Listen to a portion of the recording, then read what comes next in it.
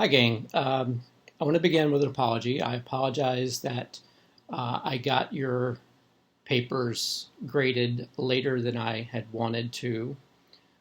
Great thing is I got them to you, but they were a little bit later than I anticipated. Um, Most of you did very well. A couple of things that I need to mention to you is number one, you uh, the college is allowing you to have the credit no credit option. That is pass fail option. So if you're concerned about your grade, you are able to switch to that.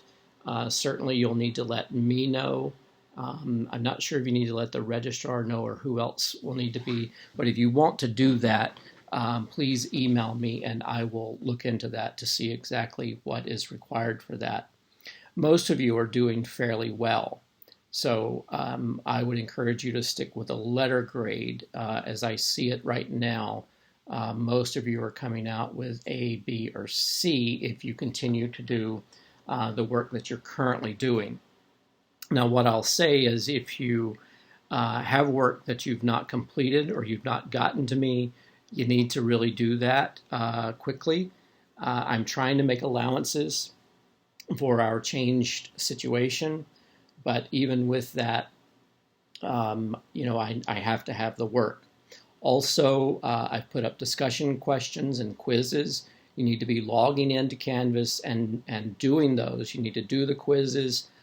They're not graded, but it gives me a record of them to show me that you logged in and that you worked on them. Also, the discussion questions let me know that you would be engaging in class if we were meeting face to face. So you need to be thinking about that and doing that. To assignments that are coming up for you, actually the three final assignments that are coming up for you, number one is your annotated bibliography. That's due a week from today. Today is the 13th. So you need to be getting that to me. Then there will be class presentations, and what I'll do is I'll put up an opportunity for you to sign up using Canvas. You'll need to sign up for a date and a time, and then in addition to the date and time, you'll need to tell me what method you intend to use, whether it's WebEx, Zoom. I have several Zoom accounts. So we could use Zoom very easily. It's very, very intuitive. That is, you can also use if you have a presentation that you want to share. You can actually share your screen so that I could see that while you talk. With those presentations, you'll have an opportunity to ask me any questions that you have, or we can talk about anything too. So your presentation really only needs to be about 5 minutes on your final paper topic.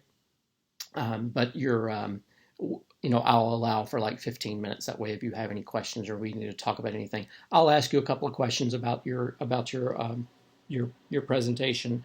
But I'm not trying to trip you up or anything. I just want to know that you know your stuff.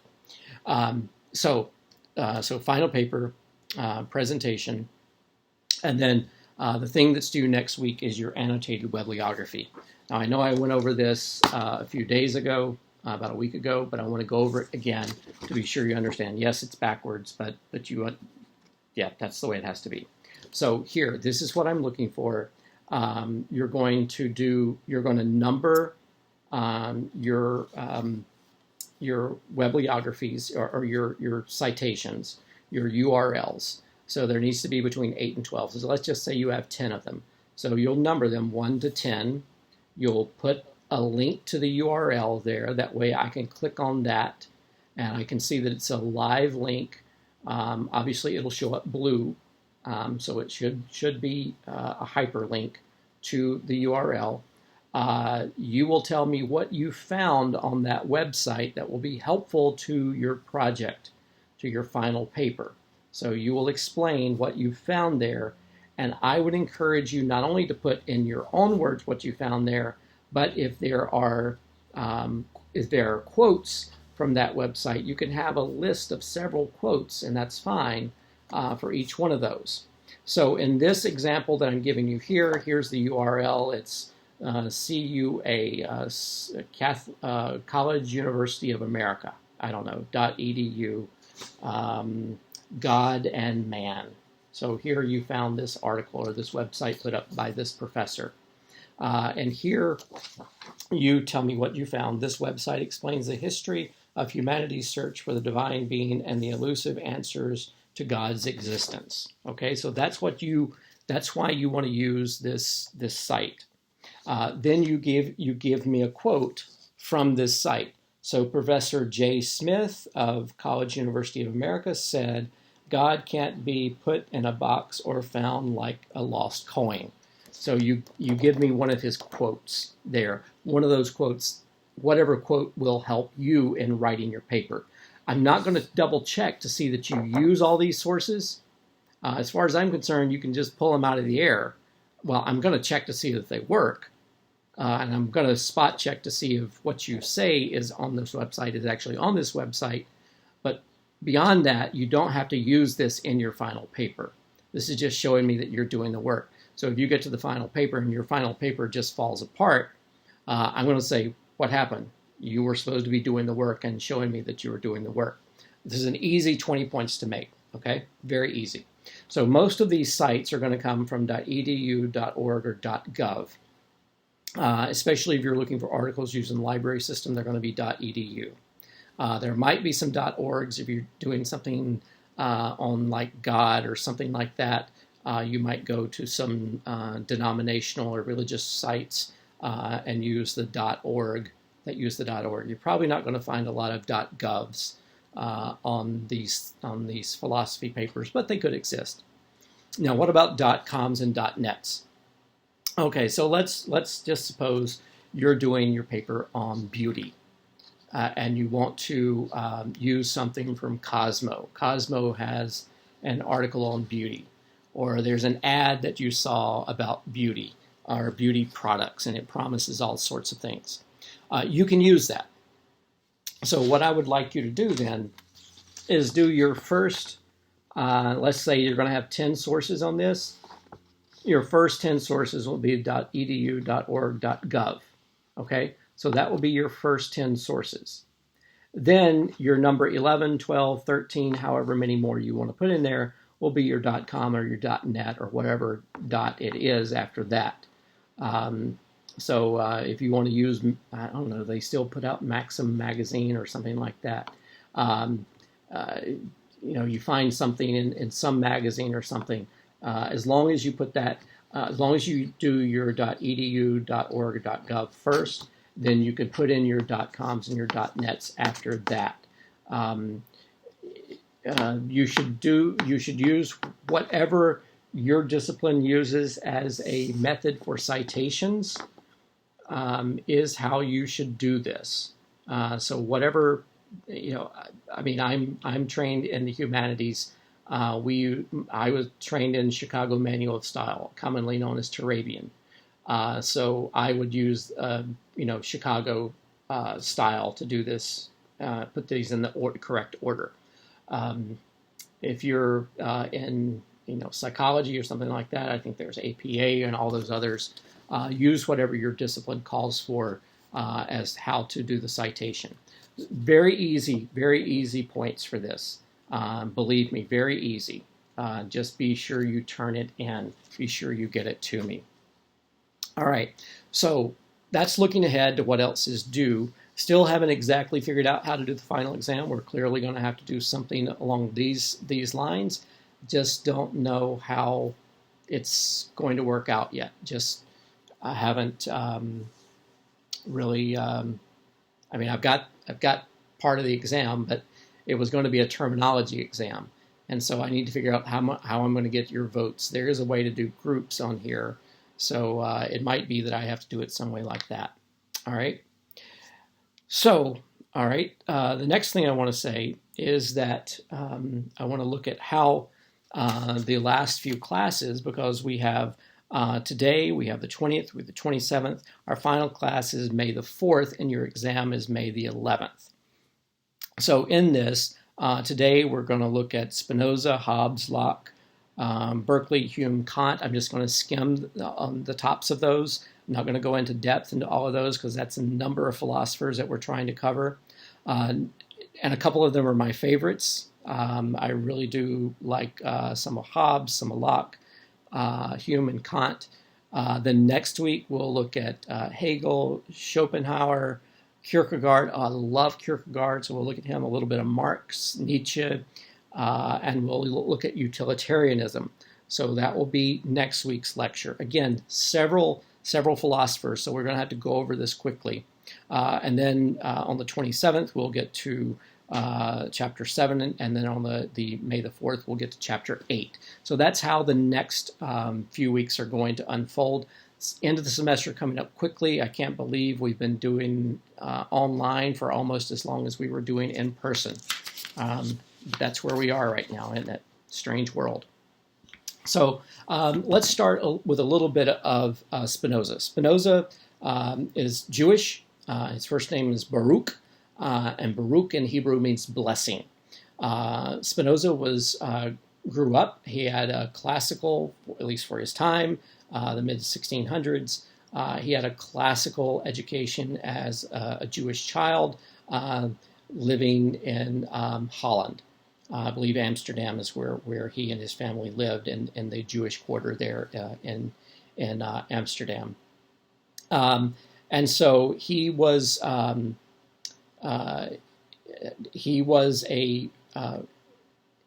rationalist. He believed that the true source of knowledge is reason, not the senses, and that the correct philosophical model must be an a priori one. A priori is kind of knowledge that you bring to the subject, knowledge that you have before, as opposed to a posteriori, which is knowledge that you have after you investigate a subject. So bringing your reason to it to begin with is a priori. Looking at the conclusions is a posteriori. If I were to put it in kind of a different lingo, I would say a priori is kind of your hypothesis. So if you're looking at the scientific method, your a priori is your hypothesis. Your a posteriori is your conclusions after you've made the investigation, after you've done the scientific method on something. So his most famous work is called Ethics. He had a witty, ingenious, kind of pointed saying, as that all excellent things are as difficult as they are rare. What's one thing that's notable about Spinoza, and we'll see why, he's actually going to depart with his Judaism, and he's going to kind of be kicked out of Judaism, and Christians are not really going to accept him either. One thing to think about is this is beginning the Protestant Reformation. The continental Protestant Reformation, as opposed to the English Reformation, is beginning to take hold on the continent of Europe and in England at this time. Of course, he's on the continent. And so you not only have the Roman Catholic Church and the Inquisition that was going on in Spain to deal with, but now you also have Protestants coming onto the scene, notably Lutherans and Calvinists on the continent of Europe, and of course Church of England versus Roman Catholicism in England. So Spinoza is going to he's going to reject both of those religions, and he's going to be rejected by both of those, Judaism and Christianity of all its versions. So Spinoza's philosophy was centered around a definition of substance, and he believed that there is one infinite substance, and that's what he's going to call it, an infinite substance. And that infinite substance, he's going to call it God, or actually God he's going to call infinite substance. But his understanding of God, and this is where he's going to get into trouble, is going to be considerably different from what the prevailing ideas of the day were. He doesn't believe that in the dualism as put forth by Descartes and some others. He believes that there is one infinite substance. To have more than that, they would be exclusive of each other. So Spinoza believed that God then was not something that could be pinpointed and located.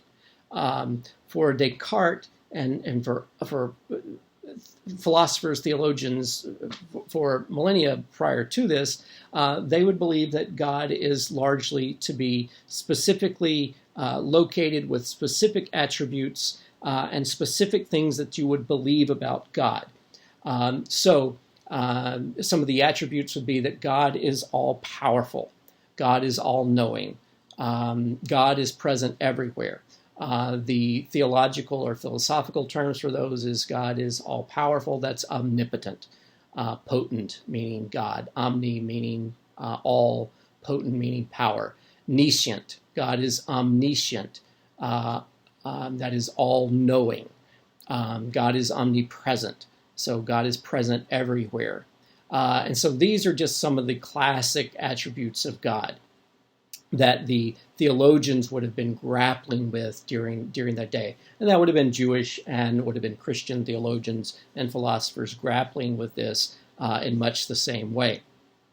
Well, Spinoza is going to sort of reject this in favor of a God that he finds, because he sees God as infinite substance, a God that he finds essentially everywhere. More about that in just a second.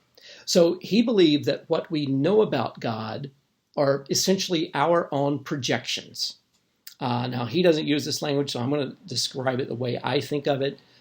He believed that we anthropomorphize God.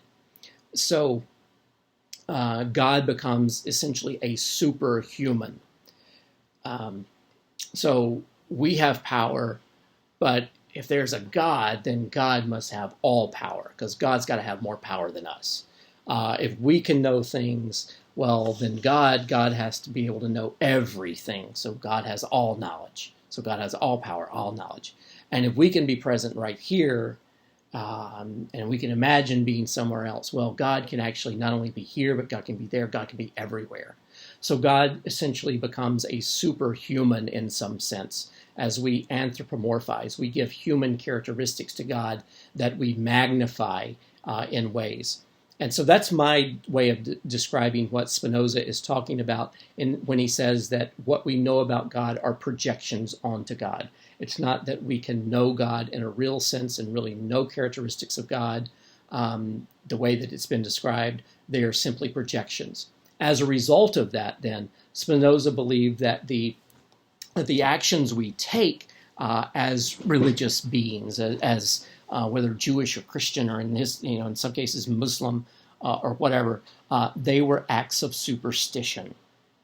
So for Spinoza, having grown up Jewish, to eat the Passover every year, since we're in the Passover season, believing that in some ancient times God had struck down the firstborn of all the Egyptians, and the Israelites did not have the blood and eat the first Passover. He believed that was a superstition, and to continue to do that, 2,000 years later, was simply a superstitious act. Or for Christians to continue to believe in the sacraments and to practice them, and to believe that they were efficacious in some way, was simply a superstitious act. And so you can see why he would have been kind of judged and rejected by the theological and philosophical systems of his day. For Spinoza, then, prayer would have been useless. To think that somehow that you can send up these little petitions to a being that you can't even prove that's there and expect that being to somehow interact on your specific behalf, he would have thought, that's just useless, that you're not really getting the point. But he never denied the existence of God, or as he called it, the infinite source. What he believed is that God was impersonal, and God existed in nature. Now that's a departure, especially from the big three monotheistic religions, Judaism, Christianity, and Islam. They would have believed that God was very personal. Christianity has the most personal of the gods, in that God became incarnate as a human. Jews believe that God interacted with Moses and continued to interact with them And of course, for the Muslims, God interacted with Muhammad and guided him in the revelation of the Quran. But for Spinoza, God is not personal. God is impersonal, and God exists in nature. So Spinoza's belief then about God and that God exists everywhere. Now, if God is infinite source, then God must, because you can't have any of the sources that exist, the finite sources that exist, without having, in his belief, God in those. God is the source of those.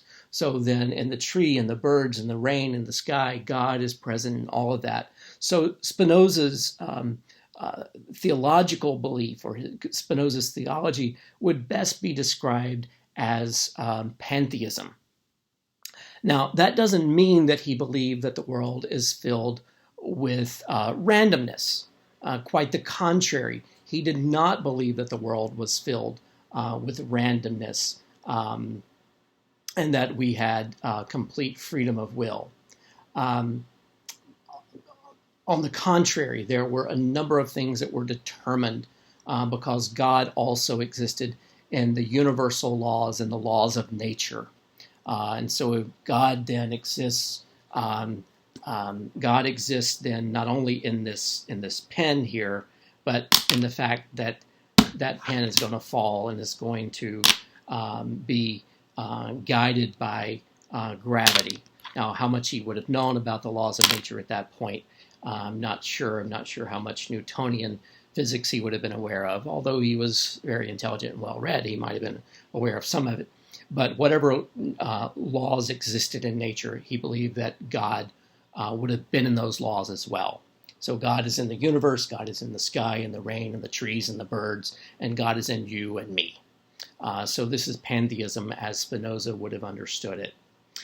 He said, famously, whatever is in God, and nothing can exist or be conceived without God. So God is then in everything. So that's pantheism. Leibniz, I'm going to leave him. Leibniz, I'm going to leave him there. But he does place a huge emphasis on analytical thought, rational thought, as opposed to synthetic thought. I'm not really. I want to get to these others so that we can move on. So and get through with this section today. So I want to move over to Hobbes. Then Thomas Hobbes is living in the late 1500s through the mid to late 1600s, 1588 to 1679. And Hobbes, I'm just trying to skip over some of my notes here. Hobbes, even though he could not admit it, he was essentially an atheist. He could not admit it because atheism would have been against the law at that time.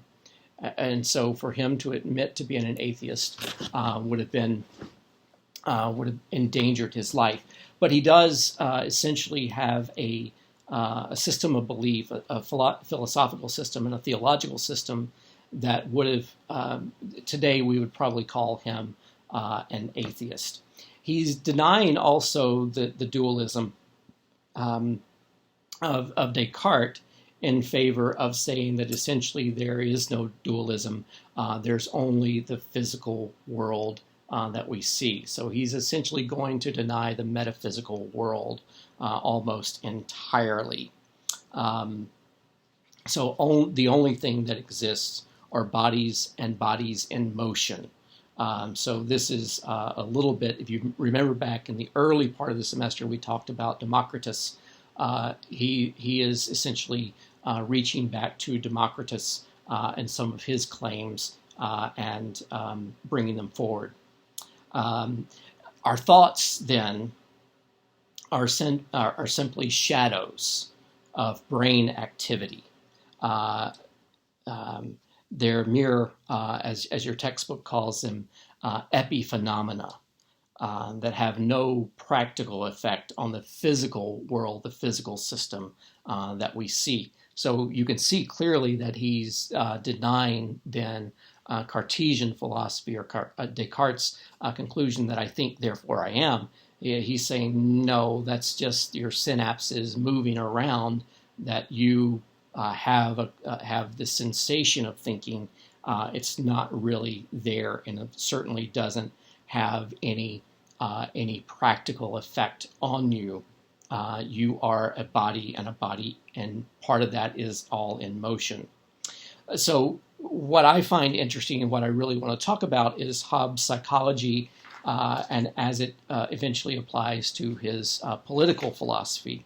So Hobbes had a very dark view of human nature. And so I'm reading from what I think is his most famous work, called The Leviathan, and I will put a portion of this online for you to look at. So Hobbes famously said in one of his conclusions, the life of man, solitary, poor, nasty, brutish, and short. So he believes that human nature is bad, is really bad, and that life is essentially going to be difficult and nasty and short. So that quote is, the life of man, solitary, poor, nasty, brutish, and short.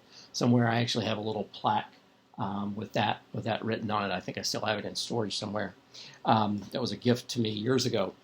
But when I studied philosophy as an undergraduate, I had there were a couple of professors, and one of them was Scottish in the philosophy department.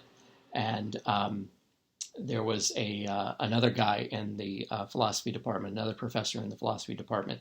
He would often pick on the Scottish guy, and he would say, the life of man, solitary, poor, nasty, British, and short. He would call the other guy British and short. And that would, as a Scot, that would piss him off. But nevertheless, so Hobbes has a very negative view of humanity and of our how we live. He doesn't believe that there's any such thing as altruistic motives. Now, what is altruism? If we were in class, I would ask you to define this, and what do you think it is?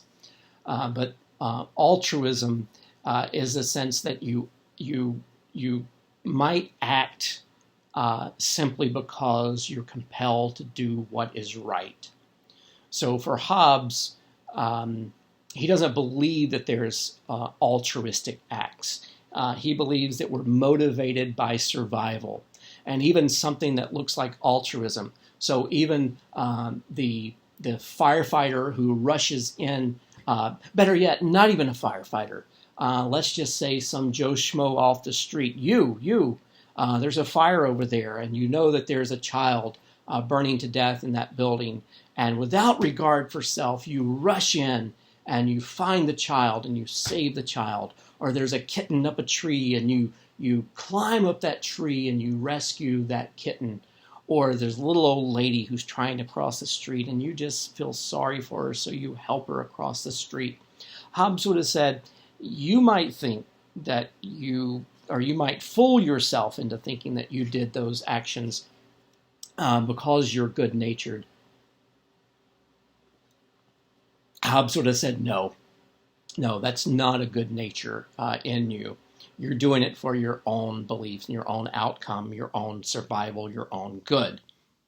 Your own ego is what then motivates you to do that. So why did you save the little girl from the burning building?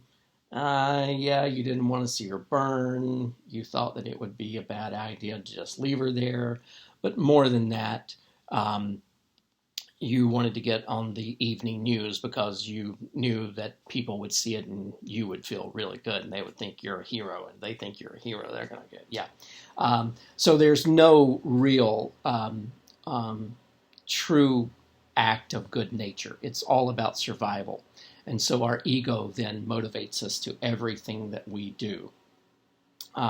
So with that kind of psychology of humanity, then Hobbes launches into the book that I was just telling you that's called The Leviathan. Hobbes' Leviathan. And the Leviathan, then, for Hobbes, is essentially the government. Now, what is a Leviathan?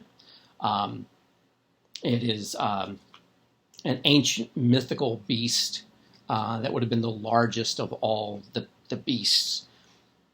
I don't know if it has a better definition than that. Perhaps it does.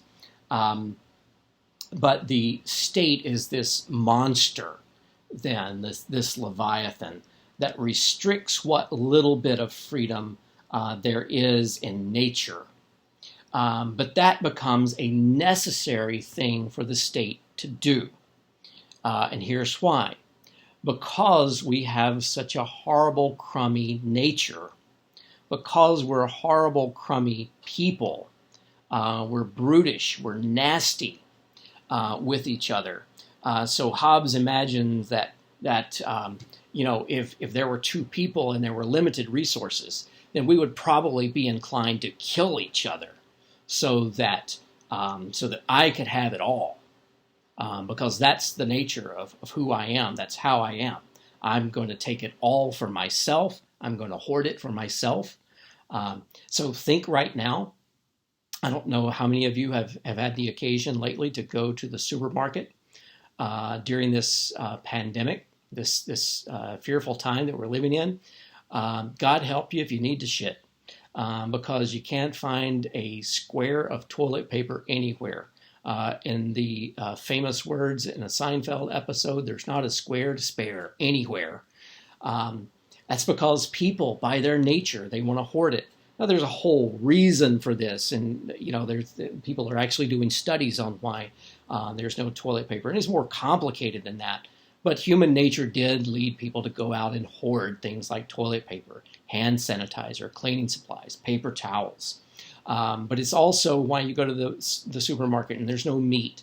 Lately, I've been looking for some sugar-free canned fruit for my mother-in-law because that's what she eats with her cereal. I can't find it anywhere. I can find one can or one little cup of it here or there. But people have hoarded some of those things. I was looking for low-sugar craisins the other day, and they were almost impossible to find. And Hobbes would have said, well, what do you expect? People are just shitty. They're going to do things like that. And Hobbes says they're going to keep doing things like that unless the state steps in. So the state is what becomes that fictional monster then that keeps us in control. Now, there is a great movie. There was, of course, a book first. I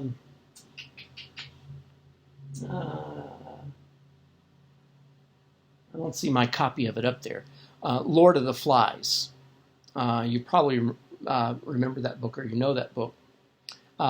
And Lord of the Flies. If we were in class and I had the opportunity, I would definitely show you clips from Lord of the Flies because it's a fascinating story of what happens to these young boys who are abandoned on an island, and it very much is a Hobbesian view of the world because they try to find some order, they try to find some discipline, but these boys, because the ship they were on is wrecked and the captain, the leader of these boys is killed, they break up into tribes, and they just into this tribalism where they're trying to control each other, and eventually they're killing each other and warring with each other. And so it's a Hobbesian view of how humanity would be without some source of authority to step in. And so for Hobbes, that source of authority is the Leviathan, or as he imagines it's something like Parliament or the king or the queen would step into that. And so in an act of social contract with each other, so that we don't kill each other, because I believe you're going to kill me and you believe I'm going to kill you, and we're definitely going to do that. unless somebody steps in and imposes some type of law and order on us. And so then we cede some amount, we give over some amount, we relinquish some amount of our freedom then to the sovereign, who will keep us both in line and keep us both in order so that we can function and live together. And so that's one of the first places that we begin to see this idea of social contract. We see social contract lived out around us all the time. We have relinquished certain amounts of our, you have absolutely every right to drive as quickly as you want. You have that right. It's your freedom. Hobbes would say, hell yeah, that's human nature. But because we live in a society and we have the benefits of society, we have relinquished some of that freedom to drive as fast as we want to the centralized authority that says you can't drive that fast here. You can go out on a speedway or a racetrack and you can drive that fast, but when you're coming through North Branch, you got to be down to 25. Yeah, or you're going to get a ticket. And you get enough tickets, you get points on your license, you lose your license, your insurance goes up, you will lose your privileges to drive, whatever it is. So we've relinquished some of that freedom, what little freedom we have to drive as fast as we want, because we want to live in a society. And so that Leviathan then is the North Branch police who will pull you over and say, you can't drive 45 here. This is a 25 zone. Here's your ticket, sir. Here's your ticket, ma'am. And so for Hobbes, we need that.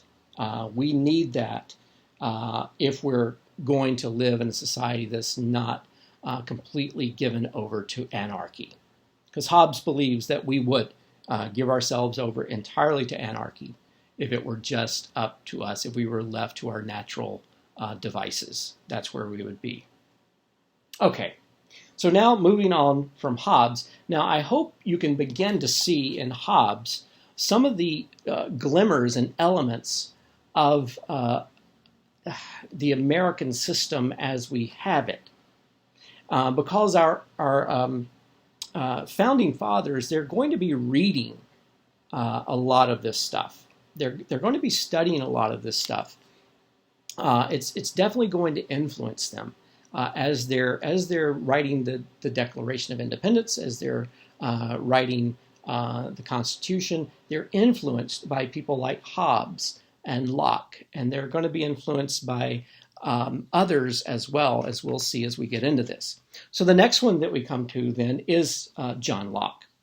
John Locke was an empiricist. Empiricists believe that all knowledge derives from experience. So whatever you can experience. These philosophers were hostile to rationalist metaphysics, rationalistic metaphysics, particularly to the unbridled use of speculation, its grandiose claims, and its epistemology grounded in innate ideas.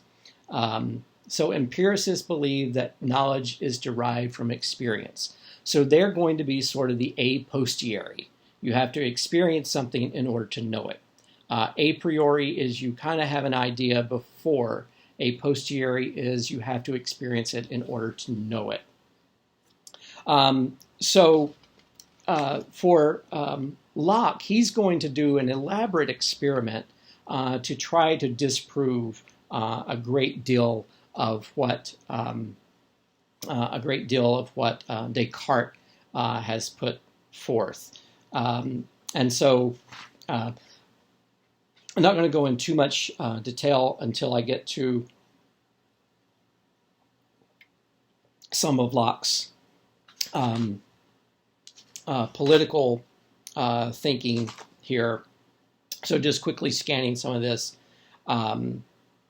So in Locke's system, as in Descartes' system, there is a real world out there, and it has certain real qualities, the primary qualities. These qualities, what are they qualities of?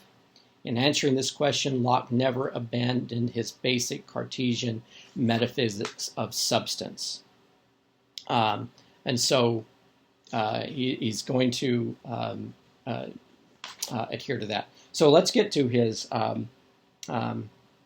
political philosophy, because that is where I think the most, and I'm looking at this, we're already 40 minutes into this.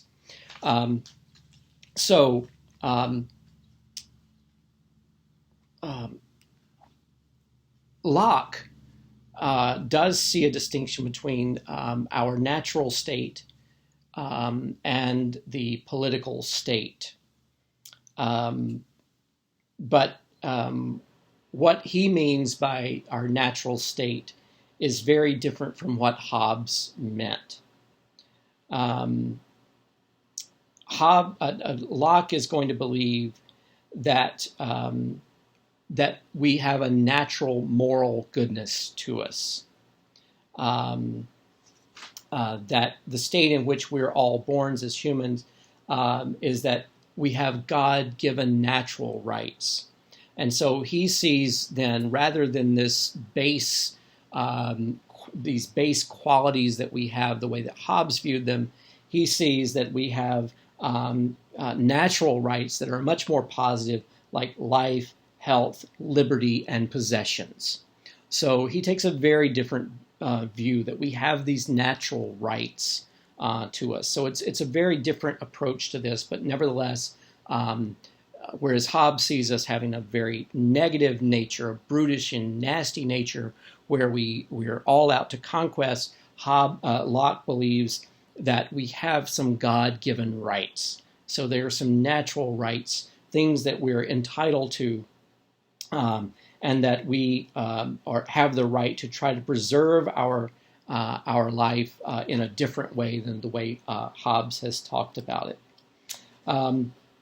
So if we look at this, I'm skipping over some of my notes here.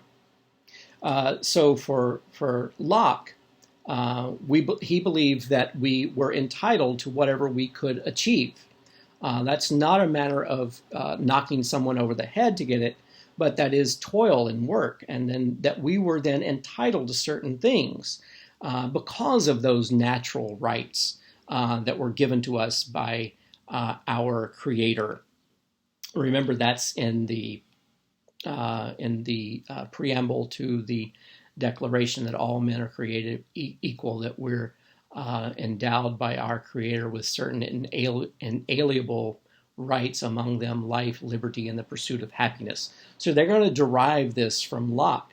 And so Locke put some limits then on what we could then achieve and what we were entitled to. You want to look these up there on page 201 of your textbook. This is my version of the textbook. And he lists them out as A, B, and C. And I think this is important to look at because they really do raise some questions. And if we were in class right now, I'd have you turn to this and we would do a long discussion about this. So this gives you a heads up. So A, we're entitled then to accumulate the wealth that we have if it does not spoil in its accumulation. If it does not spoil in its accumulation. So what would that be? What would an example of that be? Let's just say it. You can have as many apples as you want. But let's think about this. How many apples can you reasonably eat before those apples go bad? Yeah. I like my apples. I especially like my Honeycrisp. I'm a fan of Honeycrisp. They're an expensive apple. I like the big Honeycrisp, the really, really good ones, really crunchy ones. They have a little bit of a tart bite to them. Really good apples. They're expensive. Now, I know because, I have to pay for those. I keep mine refrigerated. But even in the refrigerator, I don't know, they can get a bad spot on them. So, probably, I wouldn't be able to keep them more than, say, 2 weeks, maybe 2.5 weeks. So realizing that yeah, I can have I love the Honeycrisp. I nearly eat one a day. Got one right now with me. I'm going to have for my lunch. But what I also know is that probably shouldn't buy more than like 5, 6, 7 a week. Keep them refrigerated because, I don't want to fill up the refrigerator with Honeycrisp apples. I want to put other things in there too, like my grapes. I love my grapes too. And if I really got greedy and I really just said, all right, I just want to fill the refrigerator with all these Honeycrisps, well, they would spoil. Well, according to what Locke is saying here, that would not be a fair way to accumulate the things that I have a right to, because they would spoil.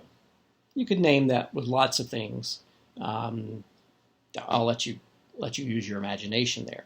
Well, number B in this is the other qualification on what natural rights you have, is that there must be enough left over for others. There must be enough left over for others. So let's put it in we could put it in terms of, is it right for you to buy 5 cases of toilet paper? Really? Do you need that much? No. Because by your purchase of that much, you have deprived others of their right to have that. But then, if we're going to apply that to toilet paper,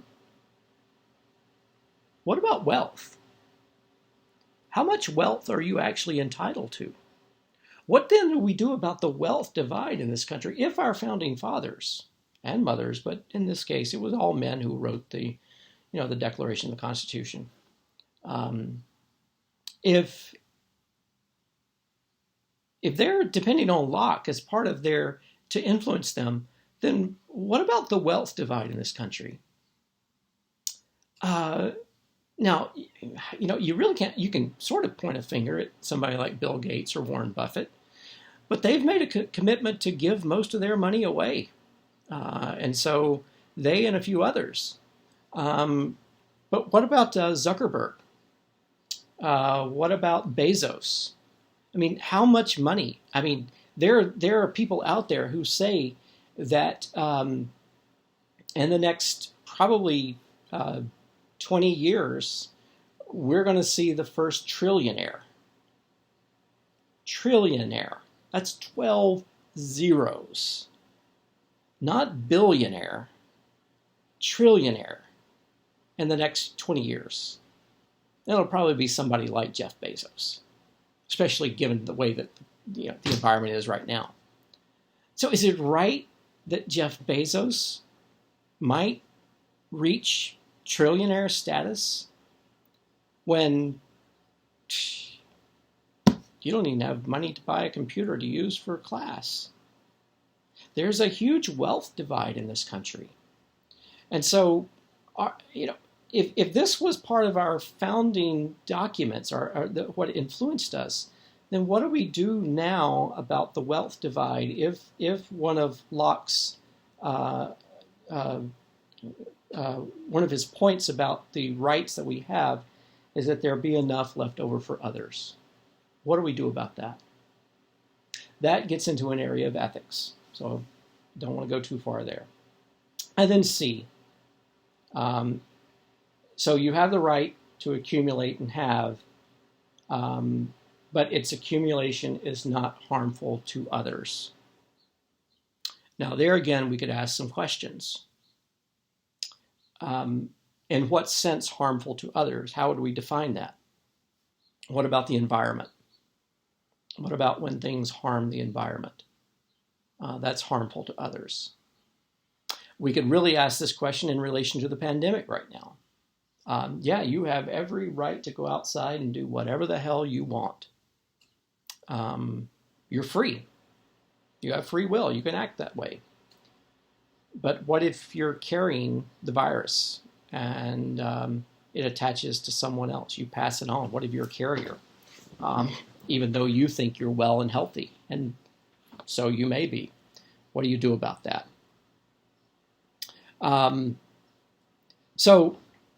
Those were some of what Locke brought to this. And he also had an idea of the social contract.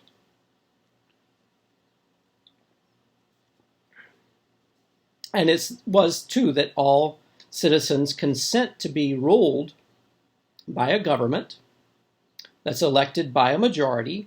Sound familiar? And that government can rule just as long as it protects the natural rights of its citizens. Now, I want you to think about this. Then what are we to make of the Electoral College? Because it doesn't today really represent a majority. Twice since the year 2000, a president has been put into office not because he won the majority popular vote, but because he won a majority in states that gave him the Electoral College vote. Now, is that a majority? Is that a true majority of the population? Some would say yes. Some would say no. Some would say that the Electoral College system came about because they didn't want to count slaves as people. So slaves were not human, so they had the Electoral College system. That's complicated. That gets into your government class, but it's something to think about. But Locke also believed that tyrannical government is illegitimate and that it should be overthrown if it becomes oppressive to its people. And so, of course, you can see elements then of Locke in the Declaration of Independence and in the Constitution of the United States. So I heartily recommend Locke to you if you want to read that, if you have time to read that. So just looking at my the next one is George Berkeley. Berkeley became an Anglican bishop. I'm not going to go into a lot of Berkeley because I want to get to a little bit of Hume and, of course, want to get to Immanuel Kant, and we're already over 50 minutes into this. So Berkeley, the one thing to think about is that Berkeley talked about the essay is percipi. The being is to be perceived. So in what he is trying to discuss then is that the way that we perceive things is what truly makes them real. So when Scripture talks about God creating the world, God as being the ultimate authority, the ultimate being. God already saw the world. God was already aware to know that the world was there. But he gave the ability of humanity then to perceive the world. And so when humans talk about the world was created and came into being, what they're really talking about, according to Berkeley, is that humans then had the perception of the world. So essentially their eyes then were open to the world. And he can argue this because in the book of Genesis, when Adam and Eve, our mythic primordial parents, partake of the fruit of the tree, it's of the knowledge of good and evil, and Scripture there in Genesis says their eyes were opened, and so they began to perceive the world in a different way. And so Berkeley then believes that our perception then is key to what is, and so he really takes out the material substance, and it is God then who gives the ability to perceive. And it doesn't really matter if if there's a substance there in between or not, so much as it is our ability to perceive that. Now, I know I skipped over that quickly, but I'm looking at the time here. It's been 55 minutes, so I want to get to the last two people we're going to talk about, Hume and Kant. Hume was one of the early proponents of the scientific method. He is a part of the Scottish Enlightenment, 1711 to 1776. So he is dying as the United States is being born. He is a skeptic. In other words, he believed that true knowledge is unattainable, that the real world is unknowable. So he is a skeptic then. Hume was an atheist because you can't have a true sense of the data necessary to know about God. And he believed that you can't imagine a thing without its properties. So to strip a thing of its properties is to make it not exist. So, for example, I drive 2 cars. Let's just take one of them that I drive the most here. It is a black Volkswagen Jetta. So I put a lot of miles on it. So what are the properties of that black Volkswagen Jetta? Well, it has tires, it has an engine, it has seats, those sorts of things. But what I'm describing are the properties of that car, right? That's what it consists of. So if I take away the tires, is it still a car? Yeah, it's still a car, just without tires. All right. I'm going to take away the engine. Is it still a car? Yeah, still looks like a car. Take out the seats. Still a car? Yeah. All right. If I continue to remove properties from that, at what point does it cease to be a car? At some point, you're going to have just a chassis, right? Unibody design. But at some point, just a chassis. So at what point does it cease to be a car? As you remove properties from it, it becomes less and less then of what it was that you claimed it was.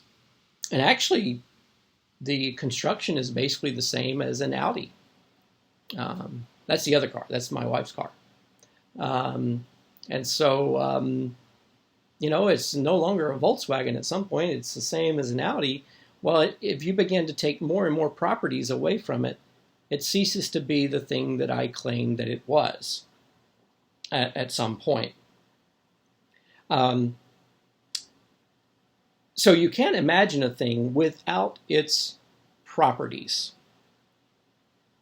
So Hume then, as a proponent of the scientific method, is going to make a distinction then, as we talked about earlier, between a priori and a posteriori.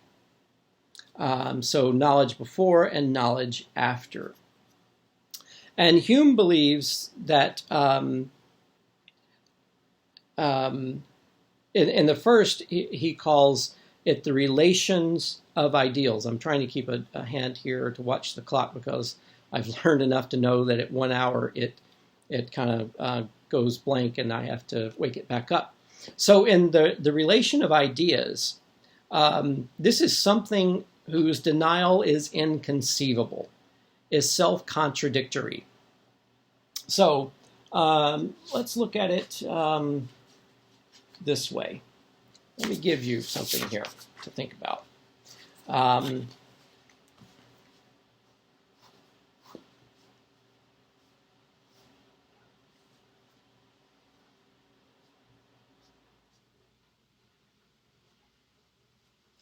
So the first thing we have here, if you can see it, I might need to get a marker for this. No, you can see it there. First thing is a triangle. How many sides does the triangle have? Do all triangles have 3 sides? Really? They all do? All of them? Have you seen them all? Do you know every triangle that's ever existed? You don't have to see them all. So you know that that all triangles then essentially are going to have three sides, right? Okay. So you know that all triangles are going to have three sides, no matter. We can draw them in other ways. We can draw them in different directions. We can draw fat ones, skinny ones, acute ones, not so cute ones. A joke.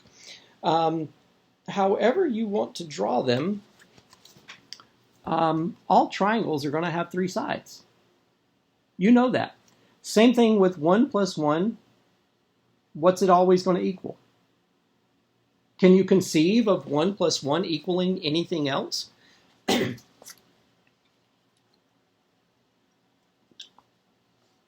plus 1 equals 3. Or we're going to have a triangle with just two sides. No, it's not possible. You can't conceive of it. It is inconceivable and it is self-contradictory. It can't happen. So for Hume, he believes that there are these two types of knowledge then.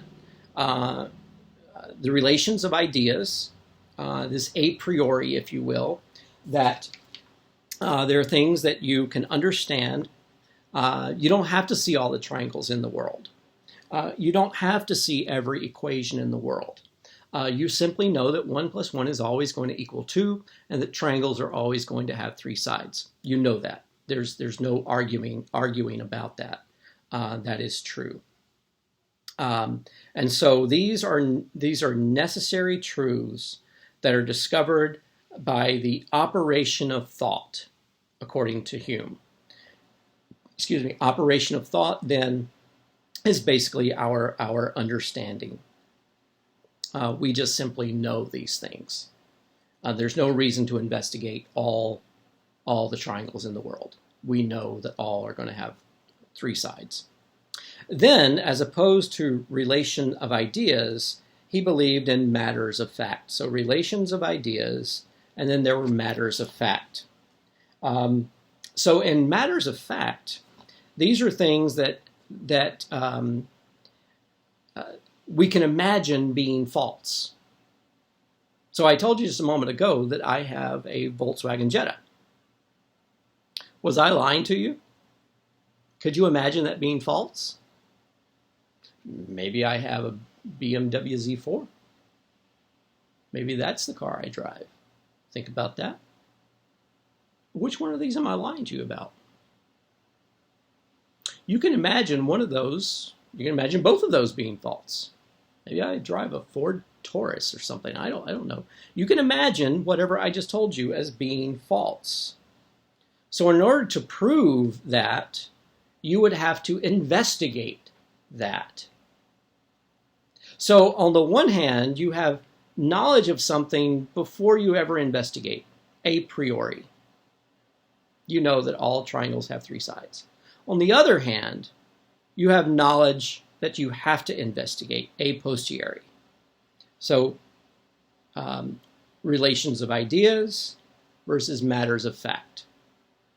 So the ideas are things that you understand without investigating. You don't have to see it. On the other hand, you have things that you must see and you must investigate if you're going to understand them. You have to prove them in some way. And so that's why then Hume becomes a proponent of the scientific method. You have to be able to see these things. Now we could go into further talking about his trying to understand what we are and how we are and things like that. But I really want to, because we're now an hour and 5 minutes in, I really want to get to Immanuel Kant, or sometimes said Kant. It depends on how you learned it. I know it's going to be backwards, but here, Immanuel Kant. This is his most famous work, Grounding for the Metaphysics of Morals. Let's see, I think this has a facsimile of the original cover here. So that's a facsimile of the original cover. It's published in 1785 by Immanuel Kant. He was born into a little town that was originally in Prussia. It's nowadays in Russia, Kaliningrad in Russia. And Königsberg is the little town. And, scholars say that he probably never left his hometown. And he was especially known for his daily constitutionals, his daily walks. He was born into a very religious family. I say religious family. At that time, everybody was very religious. Christianity was kind of ubiquitous in this part of Europe, and so he was born into this religious family. But eventually, he wants to divorce his philosophy from religion, from Christianity or any other religion for that matter.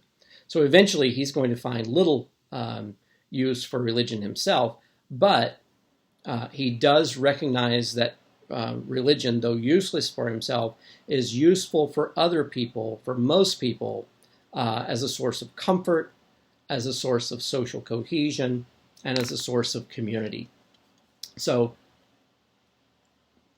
even though he himself is going to, try to part ways with religion, at least in his philosophy, he does believe that religion does have a use and have a function in society.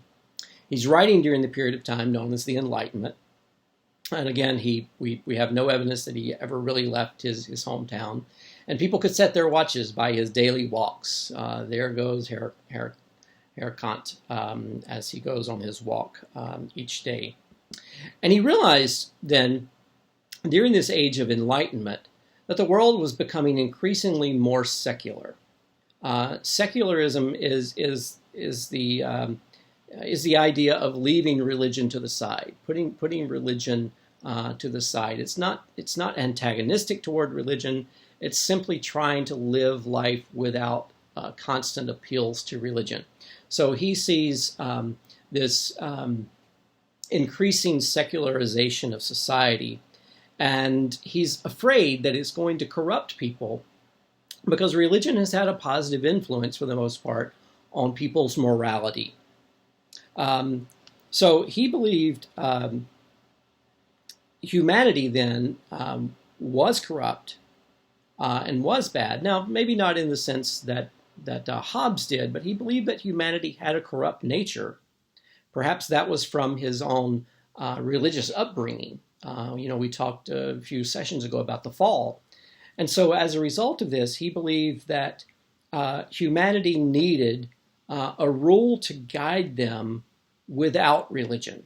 So if in this enlightened age and this increasing secularism, humanity needed some type of rule to guide them along the way.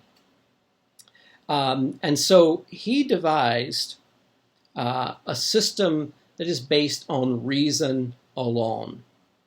Reason alone. And so for this, he's going to develop this based off of one's duty, D-U-T-Y. And in philosophy, that's called deontological, D-E-O-N-T-O-L-O-G-I-C-A-L. You bet your bottom dollar that one's going to be on the test. Deontological has to do with what your duty is. It's the study of your duty. That's as opposed to teleological.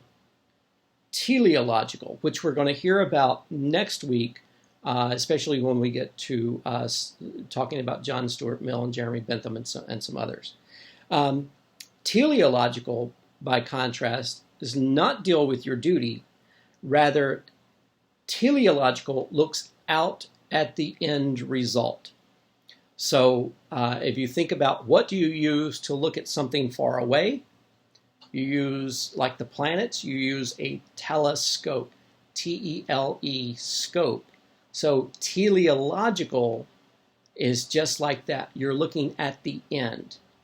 So in teleology, you're looking out there at the end result, so you can anticipate what the end will be. In deontology, you might know what the end will be, but you're only concerned about what you need to do right now, not what you need to do for the end result. You're not trying to manipulate the end result.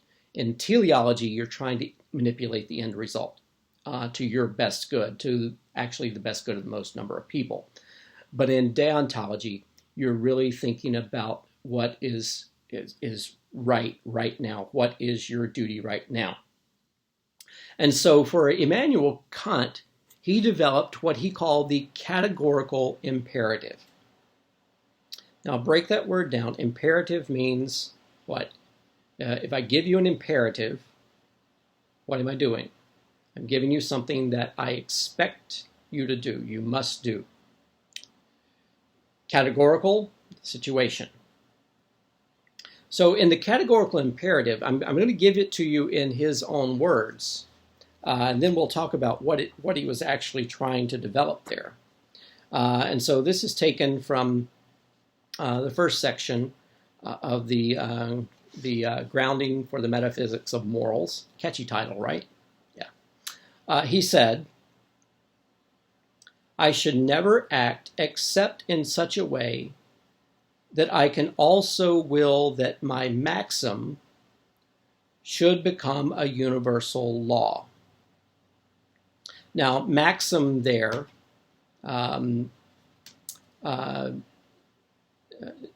simply means your action. So I should never act in such a way that I can also will that my action, whatever it is I do, should become a universal law. And we'll talk about that in just a moment. And this is why I wanted to get to Kant. So essentially what he is trying to do is he's trying to develop something that existed in all religions. There is a version of what is commonly known as the golden rule in all religions. Buddhism, Hinduism, Judaism, Christianity, Islam.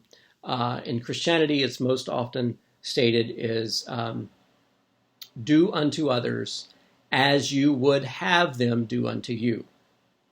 So if you would not want somebody to do this to you, then don't do it to them. Does that make sense?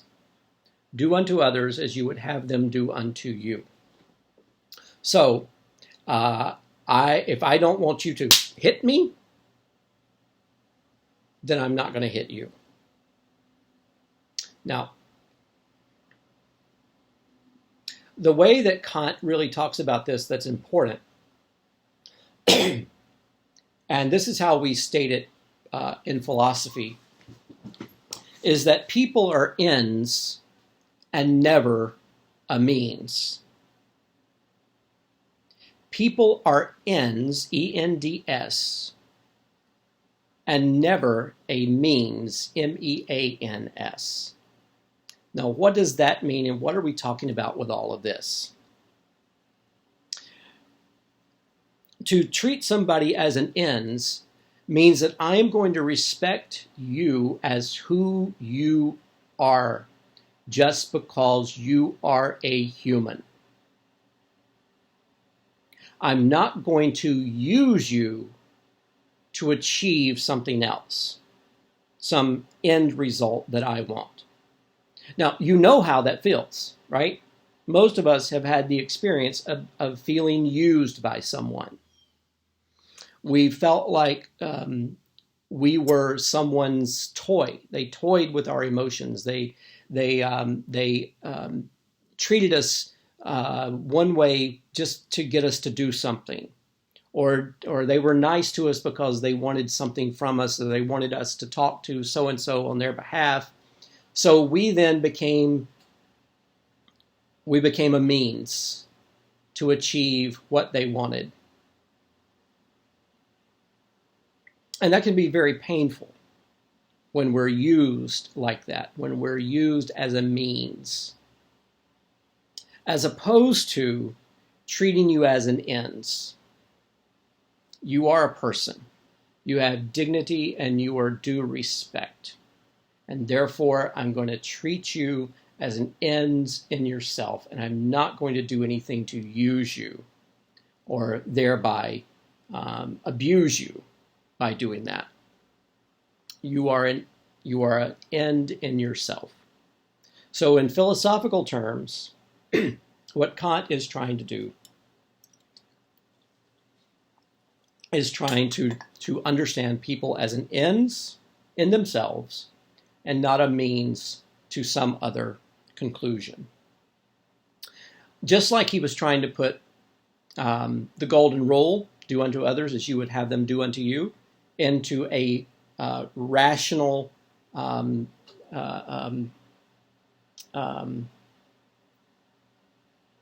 a rational statement. The word that I'm looking for there is escaping me. Just like he's trying to put it into a rational construct, he's also trying to put love thy neighbor into a rational construct. So to treat people as an ends and never as a means is another way of saying love thy neighbor. So let's think about this. So part of what Kant wrote in the last section of this, I think it's in the last section here. Where is it? Yeah. So one of the things, yeah, all right, that's where I found it. So if you were to pick this up and you were to read it,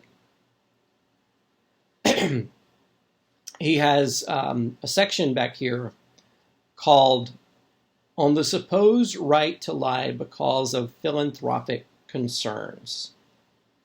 And this was published in 1799, An Alleged Right to Lie.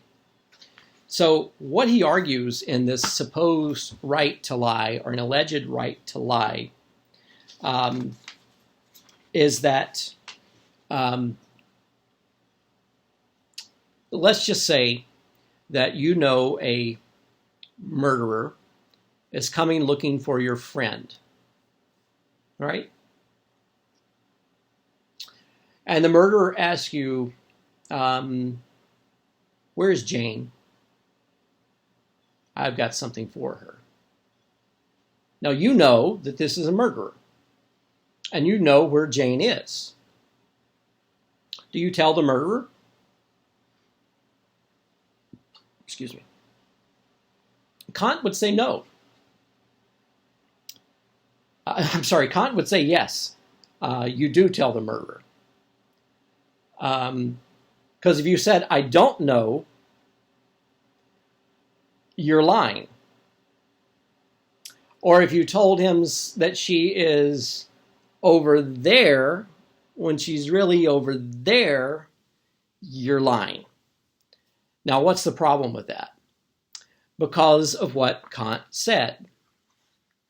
I should never act except in such a way that I would also want that my action should become a universal law. So the problem here is not the murderer. Yeah, that is a problem, because he's clearly not adhering to this. But the problem is you lying. How would you feel if I said, I'm going to give everybody in the class an automatic A? And then you got your grade and you got a C. And you would say, wait, you said we're all going to get an A. And I'd say, ha, I lied. I just wanted to keep you all happy all semester. It makes me feel better to lecture to a group of happy students. They feel like they don't have to do the work. I don't have to do the work. I just lie to you and then, yeah. Or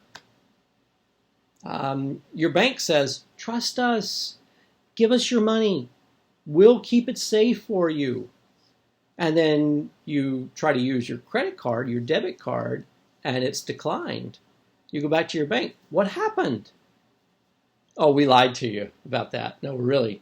No, go look at the car that we bought with your money and all their money. It's a oh God, it's a Porsche out there.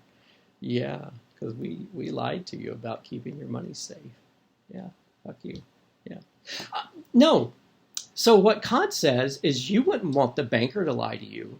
You wouldn't want your teacher to lie to you. You wouldn't want anybody else to lie to you. So don't lie to anyone about anything, not even a murderer. Now, I know that's hard for us to reconcile, but he's looking at what he's trying to have as pure reason here. This is his attempt at pure reason here to understand morality. So if you wouldn't want somebody to lie to you, then you can't lie to them. So why not cheat on your wife or cheat on your husband? Because I wouldn't want them to cheat on me. We can make this application in lots of ways. We can even think of it right now. I've used the pandemic as a couple of examples, the COVID-19. So why should you stay home right now?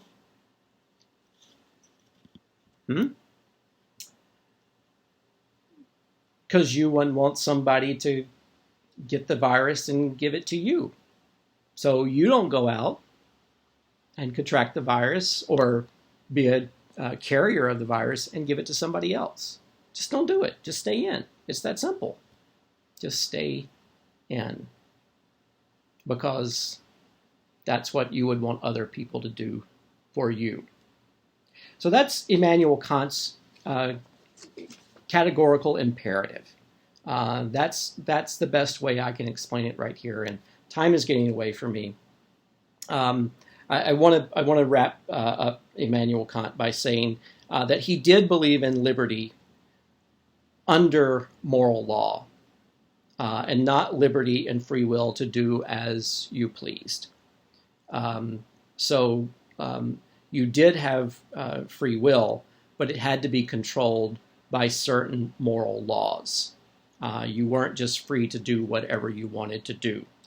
So here we've seen it even in Hobbes, we've seen it in Locke, we're seeing it in Kant, that all of them believe that there is some element of liberty and free will that we have, but we need a controlling force. And for Hobbes and Locke, it's going to be a political authority. For Kant, it's going to be a rational moral authority. Because if we don't operate that way, then we're going to need more government.